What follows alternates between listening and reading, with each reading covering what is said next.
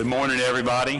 My name is Robert Boyles, South Carolina Department of Natural Resources. My privilege and delight to serve as chair of the Atlantic Menhaden Board. I'd like to call the Menhaden Board to order and welcome Dot Roberts. Dot, appreciate you being here to help us keep on task. I need to ask you, how's your parliamentary skills? Might need to rely on you. Okay, well, I'll rely on our fellow commissioners and board members to help us should we get in a parliamentary morass. Maybe not this time. First item on the agenda is seeking your consent for the agenda which was submitted with the meeting materials. Are there any additions or changes to the agenda? I see none. The agenda is adopted by consent. Also on the next item, approval of the proceedings from our November meeting down in St. Augustine. Again, meeting materials included the meeting minutes. Any suggested changes or edits to those notes, those meeting proceedings? I see none. Those will be adopted by consent. Now the time on the agenda for public comment for those items that are not on the agenda. And we have had one request to present to the board. Sean Gehan. Sean, come on up. Welcome. Good morning. Thank you, Mr. Chairman. And I'll be brief. Sean Gehan here on behalf of Omega Protein. On the agenda today, we'll be discussing a process for moving forward for establishing Menhaden quotas for next year. But what I'd like to raise or have the board consider at this time, at this meeting, would be putting on the agenda for May 2016 meeting, reconsideration of the current year quota. As you recall, last year at the May meeting, this board decided to raise quota 10% last year and keep that steady for this year. Subsequent to that time, however, we've seen an explosion in recruitment, numbers of adult Menhaden up and down the coast in numbers that people can rarely remember. And in fact, at this time, people, herring fishermen, whiting fishermen up in southern New England aren't able to prosecute their fisheries. There's a huge school in Menhaden Park there. People in fish traps can't catch their target species because they're choking up with Menhaden. So this is all new information. By the May meeting, you should have projections. There's not much new biological information. Maybe the recruitment indices could be updated, but until we have a new stock assessment, the projections are going to be very similar to what you saw last year, and even with another 10% or higher increase this year, there's a 0% chance of overfishing this stock, and I would point out we're well under the management target, not the threshold. So I'd urge this board to at least have that discussion, vote to have the discussion. You can decide whether or not to reconsider this year's quota, but please put that on the agenda for May. Thank you. Thank you, Sean. That's all I have in terms of folks who've requested public comment, so we will go straight to the next item on the agenda. Agenda item number 4, consider conservation equivalency management proposal from Maryland and PRFC. Let me at the outset say that we had a request to put this on the agenda as a conservation equivalency measure. Upon further review, and I will ask for your, I will apologize to the board, upon further review, it appears that the mechanism for a conservation equivalency is not allowed under our current plan. So I would like, since it is on the agenda, would like an opportunity to afford PRFC in Maryland an opportunity to talk about their interest and at least present to the board what may be a potential path forward should the board choose. So Lynn, I will turn it over to you then. Thank you, Mr. Chairman, and thank you to the board for lending your ears and your consideration to this issue.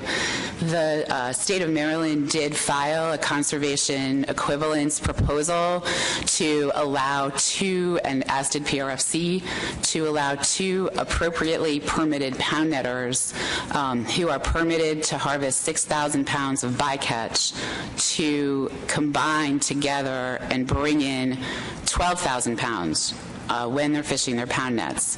And this is because we have a small group of fishermen who fish together in family groups, and they commonly, they share a vessel, they share crew, and they fish each other's nets from a common vessel. And what we have done is force them to separate vessels, which increase their costs, and in some instances is a safety hazard because they're using smaller boats. So the bottom line is now having 3 years of data, the first year with the combined bycatch, and the second 2 years with 6,000 pounds, they're going to catch the fish. The bycatch situation, we all know, is problematic. We are not asking to catch more fish. We're simply asking to catch them more efficiently in the manner that our fishermen are accustomed to working as a group, fishing each other's nets together, conserving resources. We were not aware that this was going to be the that we would have to do this through an addendum process. I really would like to appeal to the board that we need to keep our eye on the Amendment 3 ball. This is about a single problem. It's a problem of economy. It's a problem of how we're handling bycatch. It's dramatically impacting people's lives. Our intent by doing this was simply to fix one problem while we are trying to get the whole system to the shop and fix it. So that's the presentation. Mr. Chair, I'll make a motion whenever. Okay. Thank you, Lynn. Marty, you have anything you want to add? Thanks, Mr. Chairman. I think Lynn explained her rationale pretty clearly. The fishermen in PRFC jurisdictional waters, for the very same reasons, cost, efficiency, safety, feel the same way, have made the same request to PRFC, to our commission. And also because we're an adjoining jurisdiction, there's the issues of regulatory and law enforcement consistency that we would like to apply to this. So we're in lockstep with Maryland. Thank you. Folks, we had this on the agenda as a potential action item. With the agenda, we had review, again, as it was initiated as a conservation equivalency, we did ask the TC and the law enforcement committees to take a look at this. I would like to beg your indulgence, since those guys have done that work that we have asked them to do. I'd like an opportunity for them to speak to this, if that pleases the board. And so with that, Jay, can you give us a sense of what the TC had to say about the proposed management action? Thank you, Mr. Chair. Hello, everyone. My name is Jason McNamee. I am the chair of the Menhaden Technical Committee. So we had a conference call a couple weeks ago to review these, and while you all just had a discussion about whether or not this may or may not be a viable action item, I think we still discussed a couple things during that call that warrant your attention. So I've got a quick presentation here. I'm going to skip Kirby to slide, I think it's slide 4, to get right to the technical committee comments. My initial slides were just review of what we reviewed, which you've just gotten, so I'll skip those. So basically, the technical committee agreed by consensus that the Maryland, and so during our call we had the proposal in front of us from Maryland, but we were informed on the call that a second proposal would come in that would be exactly the same from the Potomac River Fisheries Commission. which did happen. And so we agreed by consensus that the Maryland and the PRFC's proposals would not adversely impact the biological status of Atlantic Menhaden. So just an important caveat here is, when we're doing a technical review, we're talking specifically about the technical aspects of the proposal before us, so just keep that in mind. So we noted that the proposal would most likely not significantly change the harvest that is currently occurring, again, talking about these two specific proposals. A couple other items that we noted that were considered protections within the proposal were the limited entry that is allowed into the pound net fishery in these two jurisdictions, and so we expected that would limit any potential expansion. And then the final comment was, given the current status of Menhaden, it's not overfished, not experiencing overfishing, and the limited amount of landings that are occurring under the bycatch allowance, which are right around 1% along the coast, the technical committee did not have biological concern with the conservation equivalent proposals. So now we'll broaden out a little bit from talking about the specific proposals and speak a little bit more about the notion of the bycatch allowance as it stands. So what we recommended as a technical committee was to continue monitoring the bycatch landings coastwide to ensure that an expansion of harvest can be addressed if it occurs.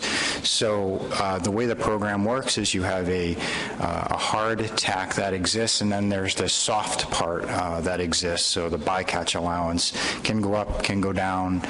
It's not locked in any way. It's, again, a very small amount given the magnitude of the fishery. However, we just offer that it should be monitored because it could potentially expand. The TC also recommended that the board consider further evaluation of the bycatch landings on a coastal scale as it develops Amendment 3. So you're currently in an amendment process. This might be an opportune time to think about this in a little more detail and figure out whether or not it warrants addressing. So the points are that the bycatch portion of the harvest, it can expand. I just mentioned that.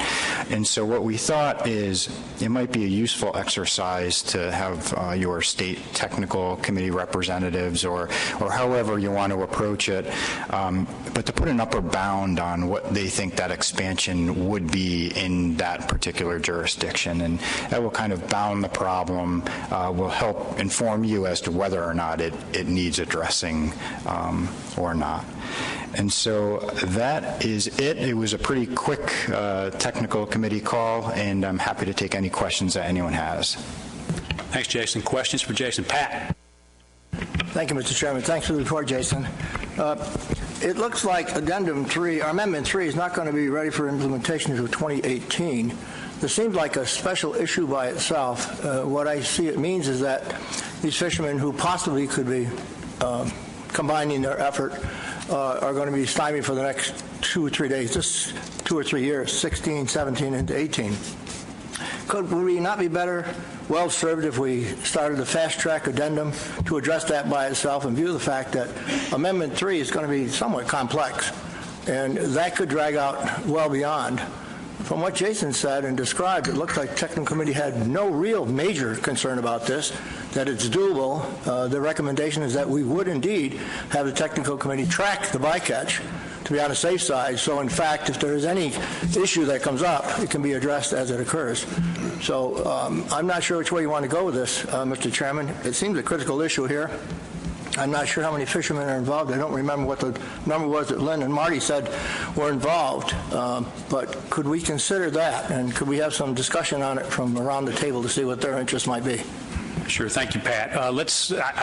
Yes, we'll get to there, but first, right now, let's get questions for Jason. We still want to hear from the Law Enforcement Committee as well. So further questions for Jay on the TC report. Jim. Jason Jason, the conclusion of the TC essentially that this would not be, an issue. Essentially, we'd be still within all of our limits. But was that specific to if only this happens in the Chesapeake, or would have to have, if this was expanded to other places, would that have to be an additional evaluation? Yep, good question, and that was exactly the conversation that we had. So we were talking about some very specific instances here. There were additional protections in these cases. There are limited entry, that sort of thing. So for us to be able to evaluate it in a broader sense, we would need more information from the different states as to whether or not these protections exist there, how this might work in the regulatory framework that they have in their states. So it would need further evaluation from the technical committee. Further questions? Jason, thank you. Mark, you had the Law Enforcement Committee looked at this as well. Would you give us the review of law enforcement's suggestions, comments? Yes, thank you, Mr. Chairman. I'll be brief. We did have an opportunity during that teleconference call on January 7th to consider these proposals from Maryland. Again, there were about 18 enforcement members from the committee present on the call, and we reviewed the Maryland proposal specifically as it's been described here this morning. And there was we got some later information regarding the PRFC proposal and had a chance to at least have those same individuals on the committee weigh in on that if they had any concerns. We've also prepared and submitted to you a memorandum summarizing the LEC comments. So just to quickly go to those comments, there really were no specific concerns raised about this proposal. It was noted that particularly from the Maryland enforcement representative, that this was something that they had seen before and were able, they felt, to address any concerns with any enforcement issues of coping with two permitted individuals on the same vessel harvesting bycatch. There was, I guess, they couldn't put a finger during the call on any specific concern, and having PRFC join in on this was a matter of consistency that they would support, certainly. There was, I guess I would describe it as kind of a healthy enforcement skepticism about possible loopholes and the unforeseen possibility that this could somehow increase daily trip bycatch violations. But there's really no specific case or circumstance that they could point to. So they simply asked that we have an opportunity to kind of take a look at how this is going within a year or two, and if there are any unforeseen problems with this bycatch daily trip limit being exceeded or violated, then we could address that at that time. And that's my comment, Mr. Chairman. Thank you, Mark. Questions on the Law Enforcement Committee report from Mark? Okay, I see none. Lynn? Thank you, Mr. Chair. So again, this is really intended to be to fix what is a very serious problem for our fishermen until such time as Amendment 3 can be implemented.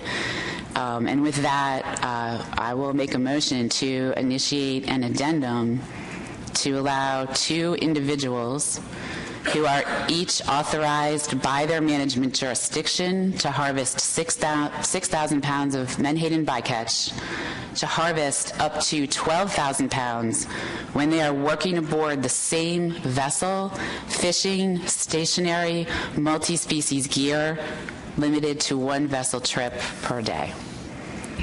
Motion by Ms. Fegley. Is there a second? Lewis, is that a second? Discussion on the motion. Mr. Adler.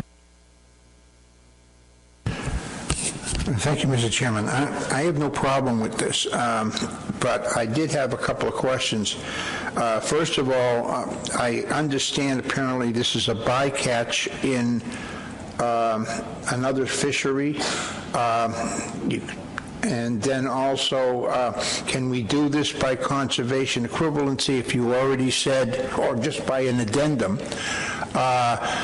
to something that's in an amendment? If you can, that's great. I was thinking about the opening the can of worms, where they got 12,000. Why can't we? And I think the technical committee had that same fear, trepidation about it. And I don't remember why we had the 6,000 in the first place. I'm sure there was a good reason for it, but I have no problem with this if it can be done. And I'm assuming it's not just for 2 people. It's for anybody that wants to put 2 guys on the same boat and get the 12 rather than just for 2 people. Is that what this is? Ma'am? The intention is that the 2 individuals who are working together are each appropriately permitted by the state or the management jurisdiction. In Maryland, we have limited entry. You have to apply for a permit to get the bycatch allowance. Those permits are non-transferable, so it's a fairly tight system. This motion is not crafted to be specific to Maryland and PRFC. It is crafted to be specific to multi-species gear, but the intent is that those people, those 2 individuals, are appropriately permitted and preferably limited in number. If I may, but are there other individuals that do have the permits in your states that would could also apply for this? I have no problem with it, but I mean, is it just 2 people, or is there other sets of people that could take advantage of this? It's just 2 people, and only the people. There's a limited number of people who have a permit for 6,000 pounds. Any of those people could get on the same boat and fish one another's gear and combine their bycatch allowance to catch 12. But they're working together, harvesting one another's gear. So a husband and wife, each with nets, a father and son, each with nets. They work together. And Bill, let me go back to your initial, again, I'll have to beg the board's indulgence here. When the request was made, PRFC in Maryland said, here's a special case, a very specific case, and the intent was to pursue this under conservation equivalency. So being the bright guy that I am, I thought, okay, conservation equivalency, this is, we'll ask the TC and we'll ask the Law Enforcement Committee to review. Your Menhaden Board Chairman didn't recognize that it is specifically not allowed under conservation equivalency. And let me be clear, Robert's fault. This is not, this kind of action not allowed under conservation equivalency. So the only avenue for PRFC and Maryland to pursue this is through an addendum. So that's why we're here. Richie.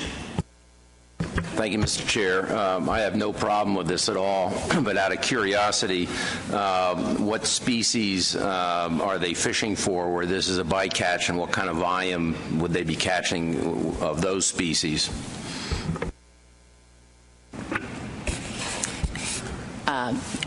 So this is the very interesting question of the definition of bycatch. A Chesapeake Bay pound net sits in the water and fish swim to it and are entrapped. And there are some nets that encounter menhaden. The other major fishery that's coming out of these nets is striped bass. We all know the dockside value of striped bass is significantly greater than that of menhaden. The issue, though, is that when a school of menhaden swims by a pound net, you're going to have more menhaden than anything else in that net on that day. That's just the way it works because of the schooling nature of menhaden. So there is a debate to be had over what is directed and what is not directed. But I believe the state of Maryland provided to the board at some point a list of all the species coming out of these nets, which include menhaden, striped bass, spot, croaker, bluefish, flounder, and others. Okay, I'm getting a list of folks who want to ask questions about this or want to discuss it. So, Babalu. Thank you, Mr. Chair. I think this is a question for Mike Wayne. Mike, if the board were to enact this proposed addendum, would it be a return to the exact same provision that was in the original Amendment 2 regarding this issue? Do you happen to know that offhand? Is it the same wording, or is there a slight nuance here? Thank you.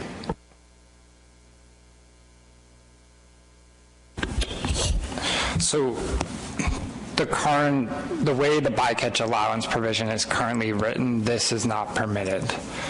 So the intent of the addendum would be to change the way the bycatch allowance provision is worded to accommodate this to permitted individuals aboard the same vessel landing up to 12,000 pounds. Right now they can land it separately from separate vessels, 6,000 pounds on each vessel, but they cannot land it together from one vessel up to 12,000 pounds.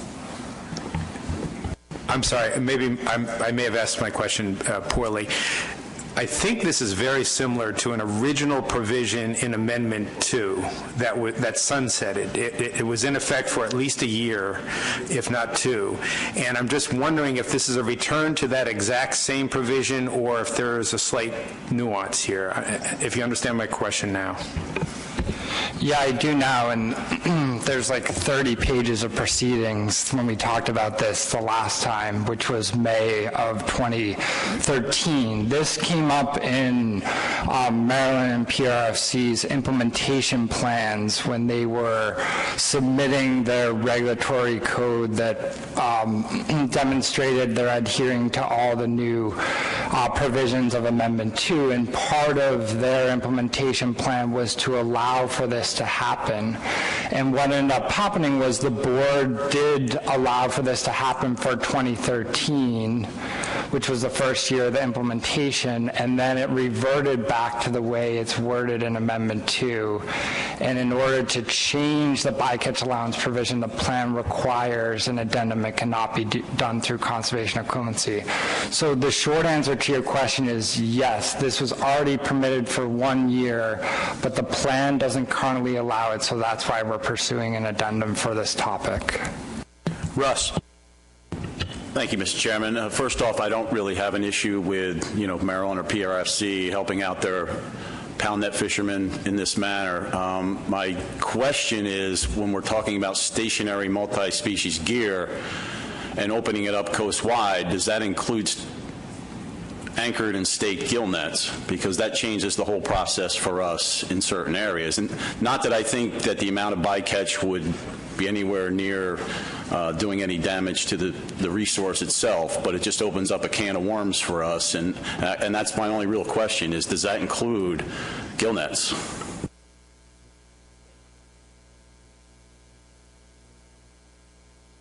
My read, Russ, is this is a very specific, jurisdictional specific, 2 jurisdictions, PRFC and Maryland addendum. Again, your chairman suggested we do this via conservation equivalency. I was corrected. So no, Maryland PRFC would be where this would apply. David Borden. Thank you, Mr. Chairman. You gave me the perfect lead-in to my question. My interpretation of this was going to be a coast-wide provision and not a state-specific provision allowance. I personally can support the concept being developed as long as it is a coast-wide provision, but if it's state-specific, I'll vote no. Thank you. Bill Goldsboro. Thank you, Mr. Chairman. I'd like to speak in support of the motion and the whole concept, and I had a specific comment to make, but I'll first say that to Dave Borden's point that certainly from my perspective, this would be and should be a coast-wide provision. That's the way I'm looking at it. But I wanted to speak to Bill Adler's comment where he couldn't recall where this bycatch allowance came from in the first place. And so let me just recap. Back when Amendment 2 was adopted in December 2012, that special meeting we held in Baltimore, for those of you that were there, we were grappling with the first-time institution of a coast-wide quota, and of course basing it on a historic baseline period. But we had a wide range of comfort level with the harvest data that we had for the baseline period, especially for the small-scale fisheries like the pound netters. And because of that, we actually were contemplating different allocation scenarios between reduction and bait. If you recall, well, we have excellent catch data for reduction, as you know, questionable in some sectors of the bait fishery. And so if you will recall, we actually had a motion on the floor at that meeting to consider an 80-20 breakdown between reduction and bait, which is what the data that we had from the baseline period suggested it was, a 70-30 breakdown, and a 60-40 breakdown. And the wisdom of the board was that in a single meeting at that juncture,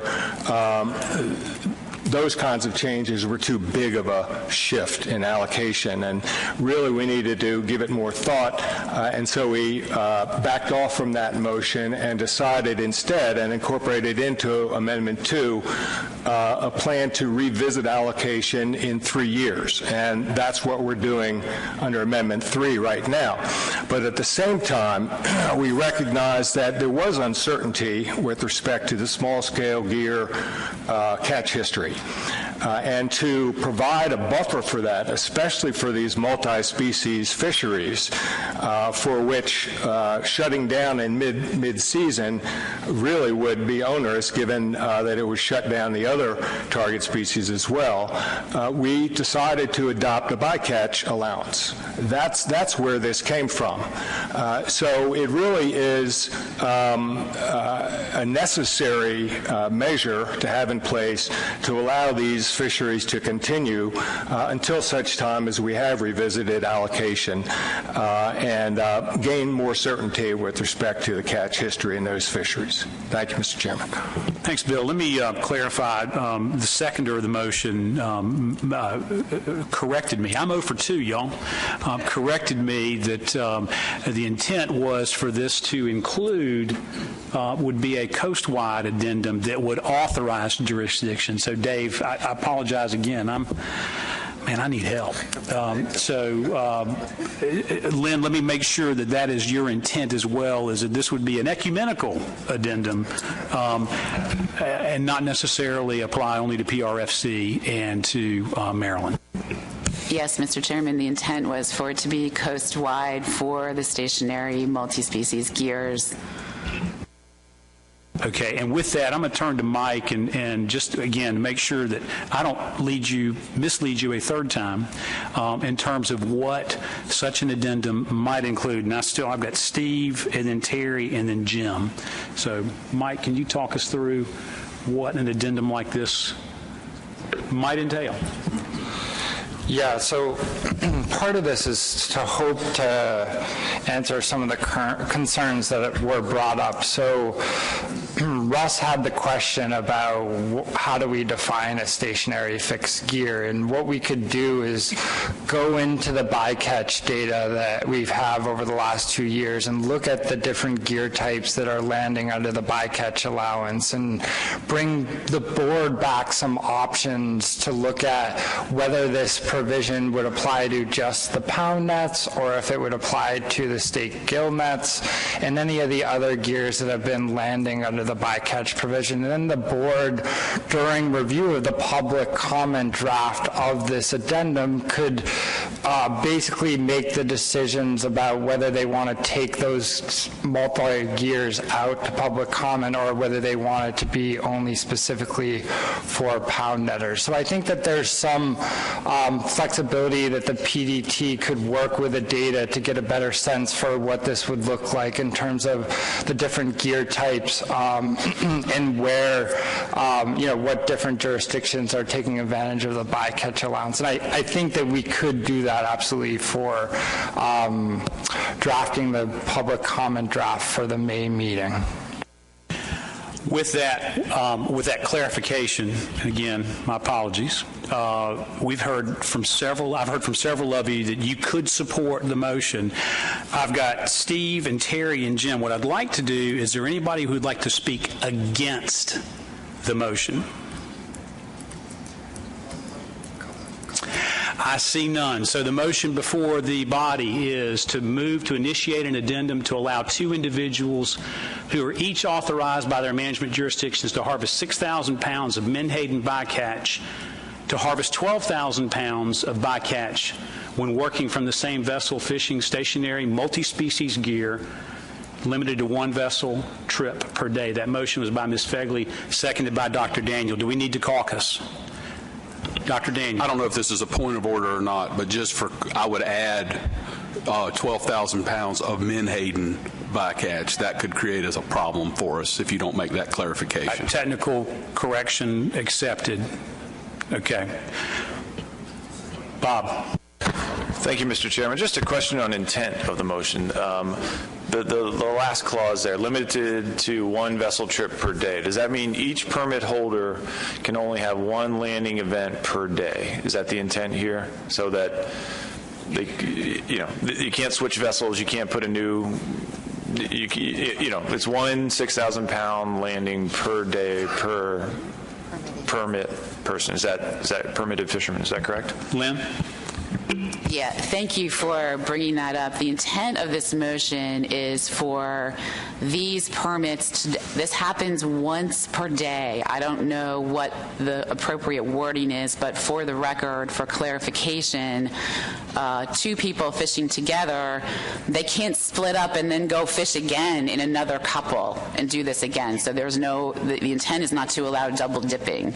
The intent is for this to be a single day event. So Sam and Joe fish together, they're each permitted, they bring home their catch, they are done for the day. Question is before us. All those in favor of the motion signify by raising your right hand. 1, 2, 3, 4, 5, 6, 7, 8, 9, 10, 11, 12, 13, 14, 16. All those opposed, no. Raise your right hand. No votes. Abstentions. Motion carries. Tom. Yeah, since this is going to be coast-wide, I want to make sure that we have no conservation equivalency to change this around later on. I made that mistake once, so I want that included in the addendum, that we can't do changes like that on it. That will stay the exact way it's written in the thing. Yeah, so Tom, that's already in the amendment. That's actually why PRFC and Maryland have to pursue this through an addendum. And I don't believe the intent is to change that language in this addendum. Lewis? Just some comments that Mike made during one of his testimonies to us is going and looking at gill nets and having the technical committee or staff look at other options. I think the motion and the intent was just to deal with pound nets to avoid having to come back and address that. So I don't know that there's any interest. There's certainly none in my part to allow any other gear besides the stationary pound net gear. The record is replete with that discussion from the 2013 discussion. So I would hate for staff to spend time looking at that if that's not the intent of the board. It certainly was not my intent. Okay, so noted. Next item on the agenda. Russ. The reason I brought up the issue is because there will be interest in New Jersey to do this. So I would look forward to seeing what the technical committee could come up with on that issue in the PDT. So I appreciate that. Thank you. Roy. Thank you, Mr. Chair. If the technical committee is going to consider this issue that Russ raised, for instance, will bycatch of other species be a factor in their analysis and in our deliberations? In other words, ostensibly, other species, non-target species, can be released from pound nets, perhaps with lower mortality than other species can be released from anchored or staked gill nets. That's kind of what I was thinking, and I was wondering if that'll be a consideration as well. Thanks.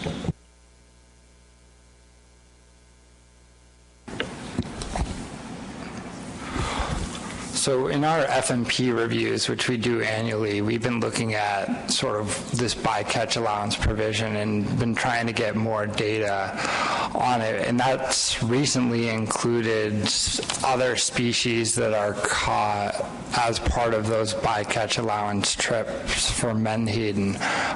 So it's something that we could try to pull together to include in the addendum as some background information that identifies what other species are being caught during these bycatch allowance trips from the 2 years of data that we have, to the extent that the state agency data sets for their trip level data would permit us to do that. So I guess my point being is we can do what we can to incorporate some of that information for the addendum as sort of the background portion of the document. Roy? Thank you for that explanation, Mike. What I was thinking is some of the states, like our state, has closure periods as part of their weak fish management plan. And so when there's a closure period for a non-target species, I could see directing additional effort on Menhaden during those closure periods might be problematic. Thank you. Bob. Sorry, Mr. Chairman, having a little sideboard. One of the things that's pretty important is this was not included in the action plan or the budget for this year. I was going to say I think this is a pretty simple, straightforward issue, and the states can do their own hearings, but I'm not sure that's the case. But regardless, I think we had not budgeted for a staff person to travel up and down the coast and do a lot of hearings, so we may have limited finances to provide staff at these hearings, and if states are able and willing to do them themselves, it might be really helpful. I mean, that'll be after the be summertime. After, assuming this goes forward and the board approves it at the May meeting, but something we'll need to consider. Thanks, Bob. Lewis? Yeah, and I'm sorry, Mr. Chairman, for my confusion here, but I'm trying to reconcile what the motion says and now what we're discussing. The motion says stationary multi-species gear. That would not include gill nets, trawls, cast nets, anything else. It only would include, as far as I know, it would only include pound nets. So if the direction that the board, if the direction is for the staff to look at other gear types, that's inconsistent with the motion. You're right, Lewis. I was ready to move on to the next agenda item. The motion that carried and passed unanimously is there before you. So there we go. Any further discussion? Jocelyn. I just want to clarify something really fast. Is this limited to existing permit holders, or will it sort of carry over to new people?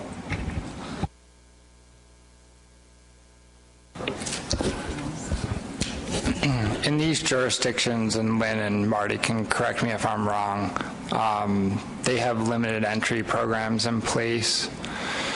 And so it would follow their procedures of how entry into that fishery occurs under their limited entry program. And I guess if this opens up to other jurisdictions that have pound netters but don't have limited entry, then it would be a little bit different. And I think we'll learn more about that as we sort of explore this issue through the addendum development process. Is there further discussion on the motion that has passed this board unanimously? We will move on to the next agenda item. Mike, draft amendment 3 timeline.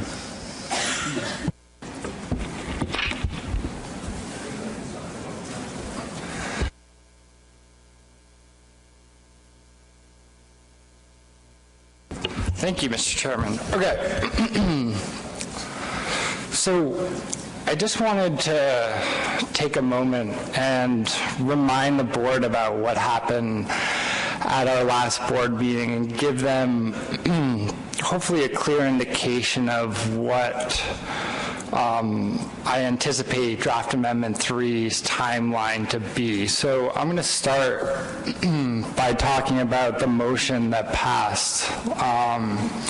And that was moved to proceed under option 2, which initiates a public information document in 2017 and includes ecological reference points and allocation with the SAS report to be implemented in 2018. So that's the motion that passed at the last meeting. And let's break down what that motion actually means. So, next slide, Kirby. So the draft amendment is going to have two major topics. It's going to look at ecosystem reference points, and it's going to revisit allocation. The amendment process has 2 rounds of public input. The first is a scoping document that's a public information document that we plan to develop for early 2017. And then Amendment 3 would be developed from that scoping document in later 2017 for aiming for implementation in 2018. So just drilling down a little bit more on what I plan or what I see there to be in terms of the topics included in the public information document. So in terms of allocation considerations, remember that there was a board working group that was set up to create a potential list of allocation options, and that has been compiled. It was distributed to the board. And so we have a really solid foundation of all the various allocation options that could be pursued in the Menhaden fishery. Now, the SAS, at the same time, the SAS is completing an RFP for a socioeconomic analysis that is anticipated to be available in early 2017. So the Commission is working on finalizing a contract now with, we've received proposals, and we're in the final selection process for doing that. We anticipate that that contractor will do the work over the next year. So in very early 2017, probably late February, we will get that information from the contractor regarding the socioeconomic analysis. And the intent is for that information to help guide the allocation discussions. So keep that in the back of your mind for when we talk about the timeline. Now, in terms of ecosystem reference points, we currently are using biological reference points that came right out of the 2015 benchmark stock assessment. Those are reference points that were recommended by the peer review and accepted by the board for management use. They are not currently part of a management document. The intent was to consider those reference points through the next management action. And so ecosystem reference points are also being concurrently developed, and there are some ERPs available now, but the BURP working group does not recommend using those for management, but the board could still consider putting those into Amendment 3. And then at the same time, the BURP is developing ERPs over a more extended time frame of 2019 to 2020. And so although those won't be available for Amendment 3 on the current timeline, they could potentially be implemented through the adaptive management process as we intend to scope ecosystem reference points through the Amendment 3 process. So let's look at a potential timeline to sort of summarize everything that I just talked about. So PID stands for Public Information Document. That's that first round of scoping. And the intent would be to develop that PID for public comment for the board to review at their basically annual meeting this year. And so we would draft those topics into sort of a scoping document and allow the board to provide input on that information before it goes to the public for that comment period. So what would happen would be a public comment period from November through February of 17. We would conduct hearings, etc., collect all that comment and bring it back to the board at the February 2017 meeting, where the board would use the information and the input from that public information document to start drafting the actual Amendment 3. So at the same time that the board is providing guidance to the plan development team for drafting specific options in Amendment 3, the socioeconomic analysis that I talked about would be coming out, and the PDT could be using the socioeconomic analysis and the different allocation options that were scoped to try to help basically materialize information that would help solicit input on the different allocation scenarios.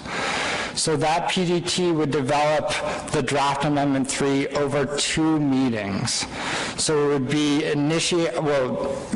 provided guidance in February on the drafting. The PDT would work between February and the May meeting. We would likely probably come back to the board and say, hey, here's where we're at with the amendment. This is just a check-in. Does the board want to give more guidance on a few areas here and there? And then we'd go back and continue drafting to have a draft for public comment at the August meeting next year. Assuming that draft passes the board's review, we would then send it out for public comment and input. We would conduct another round of public hearings, bring all of that comment back for the board's final review in November of 2017, so that would be our annual meeting next year. And then at that time, the board would then establish an implementation date for whatever final options were selected in the management document, and that would be anticipated to be 2018. So I'll just say this, Amendment 2 took quite some time. So we will continue to sort of think through these issues at a staff level so that we're prepared to deliver on these time frames. We've already started working on some of the habitat sections in the document, et cetera. So we will continue to do that so that some of the more background level information will be compiled by the time we get to that information document. Now, my last slide here just talks about where we're at in terms of our total allowable catch and our quotas for the coming years. So the board has set a TAC for both 2015 and 2016. They already did that through a specification process in early 15. We have a stock assessment update that will occur in 2017, but none of that information will be available until later in 2017, and so there won't be any more biological information in terms of fishing mortality or fecundity estimates relative to the reference points until late in 2017. So ultimately, in the interim, the board needs to set fishery specifications for 2017 as I mentioned, the timeline for Amendment 3 is until implementation in 18, so 17 is the year that needs some attention right now. So that is the next agenda topic that we plan to talk about, is when to actually set those 2017 specs. And I'd be happy to answer any questions on the timeline. Thank you. Thanks, Mike. Questions for Mike on the timeline for Amendment 3? Bob? Thank you, Mr. Chair. Mike, could you go back to I think it was your second to last slide. It was a detailed slide with a range of milestones associated with the PID through draft Amendment 3 process. I'm sorry, I guess I'm talking to Kirby here. Thank you, Kirby. Back when, yeah, there it is. That timeline clearly pertains to the revisiting allocation issue. Does it also pertain to ERPs at all? Yeah, so there are two major topics for this amendment. One is revisiting allocation, and the other is ecosystem reference points. Now, as I mentioned in my presentation, the BURP working group, which is a technical group working on ecosystem reference points, is working on a longer time frame for reference points through some of the modeling processes that the board received information on at our last meeting. However, there are some ecosystem reference points that are available now and could be scoped through Amendment 3, through the Amendment 3 process. And the idea of ecosystem reference points is something that that the board has been moving through for quite some time. So as of now, I see the two major topics in Amendment 3 to be ecosystem reference points, the ones that are available that's conducive with the time frame for the amendment, and revisiting allocation. Bill. Thank you, Mr. Chairman. Very quickly, explain why the PID won't be ready till November 2016. Why not in August? I mean, is there some other thing you're waiting for on that? Not really. The intent was just to have a more continuous timeline for the PID leading into the development of the draft amendment. So to bring the comment back to the board for February so that they could then guide the plan development team on what to include in the actual draft amendment. If we change the timeline of the PID to August, which we could do if the board so pleased, then there'd be a slight disconnect, I think, in drafting the amendment from the PID, meaning if we took it out in August for comment, we'd come back in November for the board to give more guidance on the amendment, but we're not going to have that socioeconomic analysis until February. So I assumed that the board sort of wanted to combine those two items into giving direction to the plan development team, and that's why I was suggesting this time frame as opposed to an earlier public information document. But absolutely, if the board wanted to see this earlier, we could start working on this after let's see, we would be working on this other addendum that just got initiated this morning again, but we could probably deliver for August if we wanted to change the timeline. Further questions on the timeline? Jeff? Thank you, Mr. Chairman. I just wanted to ask if it's planned for the AP to meet to review the PID and the Amendment 3 document at appropriate time during this process. Sure. Yeah. Further questions on timeline?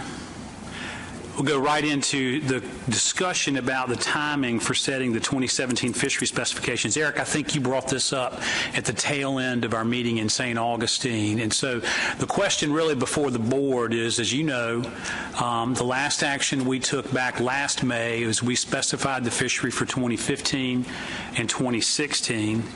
And the question is, of course, when do we wish to specify the fishery for 2017? As I understand it, if we want updated projections incorporating 2015 landings data, then we will want to do that specification in August. If we wish to make that specification prior to then in May, it will not incorporate the 2015 landing. So what is the pleasure of the board? Mike, did I characterize that accurately? Okay. Rob. Thank you, Mr. Chairman. And I guess I'd have a question as to what else would be intended to accompany the update from the landings. What other information? We heard from Mike about what won't be available because of the timing of the assessment, but are there other types of information that would go along with the landings projections?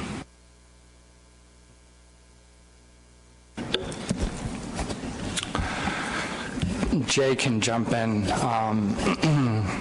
if I don't cover it, but basically, when the board set the 2015 and 2016 TAC, they received projections from the 2015 stock assessment, which had 2013 as the terminal year. And so it made assumptions, those projections made assumptions on what the harvest would be in 2015 and 2016, because we didn't have the information at that point to tell us what the actual harvest was. So this would simply be updating those projections, the same ones that we completed the last time the board looked at them, with the actual landings that occurred in 2015. We could also assume that the landings in 2016 will be what the TAC is in 2016, assuming no substantial overage, and then project to 17 what the status would be with the different TAC options that were explored the last time by the board. Bill. Thank you, Mr. Chairman. So in other words, if we put off doing this until, let's say, May, you'd have more information, I guess, or even August. And my question would be, if you wait till then to get the more information and then we set the specifications, you don't see a problem in implementation. You got plenty of time, right, to put it into 2017, correct? Yes, that's correct. Then I would think that the logical thing to do would be to wait, get that information, and then make our decision, and we do still have time. Lynn? Okay. Pat? Thank you, Mr. Chairman. Thank you, Mike. The downside is if we find that we're under harvest, we have an impact, and the upside is the opposite. We have or maybe just reversed. We have an impact, and again, we're using old data. And we want to be out of sync by another year and another stock. And I agree with what Bill Adler says. I think we need to go ahead and incorporate that information. Thank you. Any alternative perspectives? I'm getting consensus. Is there a sense that we will do specifications 2017 in August? Okay. All right, that will be it. And any other business? Hang on. Jay Mack wants to just add one thing. Okay, Jay actually has some additional information here. Jay? It's not necessarily information, so this just popped into my head as Mike was answering Mr. O'Reilly's question, and so it would be, this was stated, but it would be helpful to get clearer guidance on the projections, and so I think the easiest. So I'm thinking about the folks who are going to perform the projections and the technical committee review. There are a number of assumptions in those projections. We had a long, rigorous discussion about those assumptions, so it would be helpful to have the guidance if it was the board's desire to only change the catch stream for the projections and maintain all of the other assumptions as they were defined previously. I just think it would be helpful if that clear guidance came from the board to the technical folks.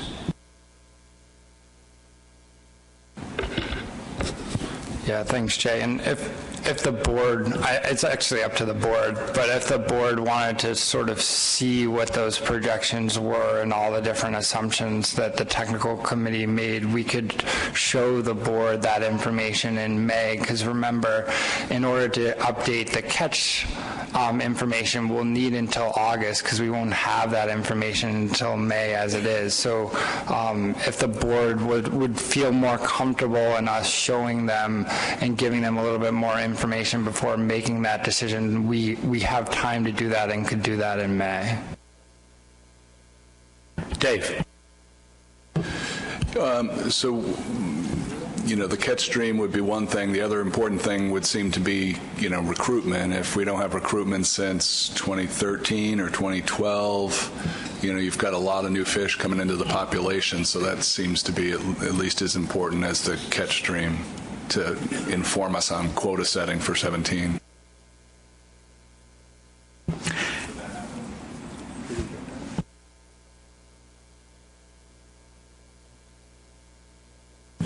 So I appreciate your comment, Dave, and you're exactly right. That's one of the other major assumptions that I'll say. The other big one that's off the top of my head is natural mortality that you assume.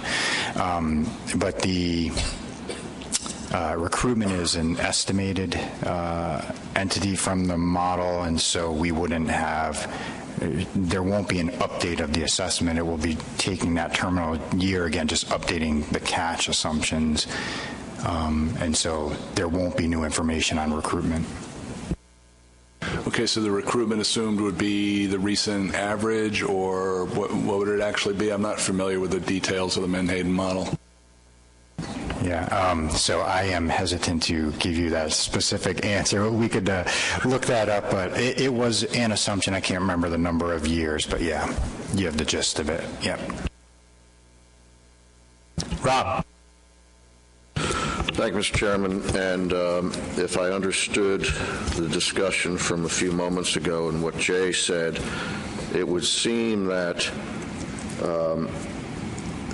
the board should hold to the assumptions that were present with the assessment that was finished up in late 2014. This is somewhat of a quasi-update of an assessment, partial, and I would think that those assumptions should hold until the benchmark. I mean, that might be one way of looking at it, even though it's not an updated assessment until later on. But I think if we're going to have the projections, I think the assumptions that were held should stay there. Further comments? Okay, any other business to come before the Menhaden Board? Seeing none, thank you all. The meeting will adjourn. Bob Ballou, looking forward to passing the baton. So get ready for May. Thank y'all. We're adjourned. The Atlantic Sturgeon Board will start as soon as we can turn things around, maybe about 5 minutes.